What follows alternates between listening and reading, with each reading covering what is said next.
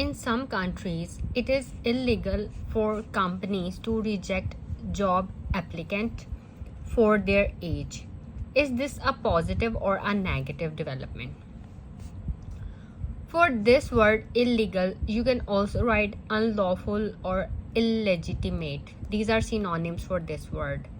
And for applicant, you can write candidate, aspirant, or competitor. For job applicant, you can also write job seeker. These are synonyms. तो कहते हैं introduction, age discrimination occurs when a decision to hire is made on the basis of a person's age. As this essay is about job applicant age, so हम general statement इस तरह से start करें, as discrimination occurs. अब as discrimination जो है वो किस किस के दरमियान है, यंग वर्कर्स के और ओल्डर वर्कर्स के. अब on the basis of age है, तो these are topic related vocabulary words. ऐसे प्रॉम्प्ट को जब हमने पढ़ते हैं तो हमें समझ आ जाती है कि ये किस टॉपिक से रिलेटेड है. अब ये जॉब से रिलेटेड है तो इस वजह से वर्कर्स का वर्ड यूज कर रहे हैं हम. और ये वर्कर्स के लिए ये दोनों कॉलोकेशन है, young workers and older workers. इसी तरह अब सिर्फ अगर हम वर्कर्स यूज करते रहेंगे, रेपिटिशन करेंगे, introduction, body paragraphs and conclusion, तो अगर आपने 7+ बैंड स्कोर्स लेने तो उसके लिए आपको रेंज ऑफ वोकैबुलरी यूज करनी पड़ेगी. तो you can also right elderly, youngsters, elderly worker. अब यहाँ पे है older workers. First body paragraph में हम यूज करें एल्डरली वर्कर, फिर यंगर वर्कर, यंग वर्कर्स और यंगर वर्कर. अब ये डिफरेंस को समझना, यंग वर्कर्स है और यंगर वर्कर है.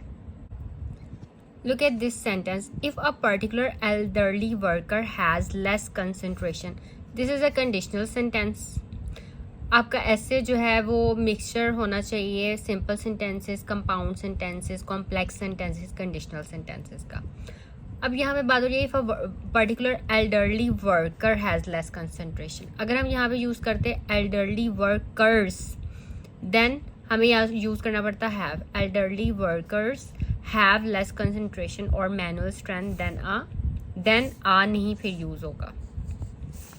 यंगर वर्कर्स, आपकी ग्रामेटिकल मिस्टेक्स भी नहीं होनी चाहिए. ग्रामेटिकल एरर से भी आपका बैंड स्कोर्स जो हैं वो आपके नीचे चले जाते हैं. जो कैम्ब्रिज की बुक्स हैं, ये जो लेटेस्ट हैं अभी 16, 17, 18, उसमें आप जो है एंड में जो सैम्पल दिए हुए ऐसे के, उनमें एग्जामिनर के कमेंट्स पढ़ें. वो ये सारी चीज़ें मेंशन करते हैं कि आपने कौन कौन सी कोलोकेशंस यूज़ की हुई हैं, ये आपने वोकैबुलरी वर्ड्स बहुत अच्छे यूज़ किए हुए स्टूडेंट ने, वो ये भी लिखते हैं. कॉम्प्लेक्स स्ट्रक्चर्स यूज़ किए हैं, मतलब सिंपल सेंटेंसेस नहीं सिर्फ लिखे हुए. और इसके अलावा ग्रामेटिकल एरर्स कम हैं या ज़्यादा हैं या स्पेलिंग मिस्टेक्स, वो उन वर्ड्स को भी मेंशन करते हैं. यहाँ इन वर्ड्स में इन्होंने स्पेलिंग मिस्टेक्स की हैं. तो इन सब चीज़ों का आपको बहुत ज़्यादा ध्यान रखना पड़ता है. ठीक है. अब अगर आप यहाँ पे यूं लिख देंगे ना, इफ एल्डरली वर्कर्स, अगर सिर्फ एस लगाने की देर है, आपको ये चीज़ें चेंज करनी पड़ेंगी. आपने यहाँ पे आ नहीं लिखना. फिर if elderly workers have less concentration और manual strength than younger workers. ठीक है. इस तरह से आपने जो मतलब मिस्टेक फ्री सेंटेंसेस लिखने हैं, एरर फ्री. ठीक है. ये फर्स्ट बॉडी पैराग्राफ है. This is about age is not a determinant of talent. ठीक है. और ये सेकंड बॉडी पैराग्राफ है. We belong to a greying society. ठीक है. एजिंग पॉपुलेशन है. And rejecting elderly workers will lead to a strain on government. ठीक है. अगर वो काम करते रहेंगे तो वो बोझ नहीं बनेंगे. And then third body paragraph, this is about age discrimination would deter talented job seekers from applying. And जिसकी वजह से लोग कॉस्मेटिक सर्जरी भी करवाते हैं यंग दिखने के लिए। एंड देन आवर कंक्लूजन, ठीक है। Summing up, having legislation against age discrimination while hiring is a positive development because it is fair, it adds to economy and employers have more choices while recruiting.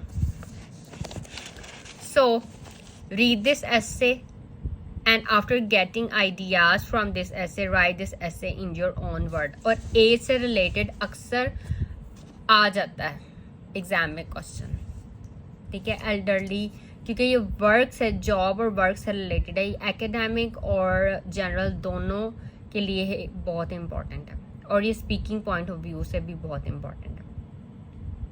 So that's all for this video. If you have any questions you can ask me in comment.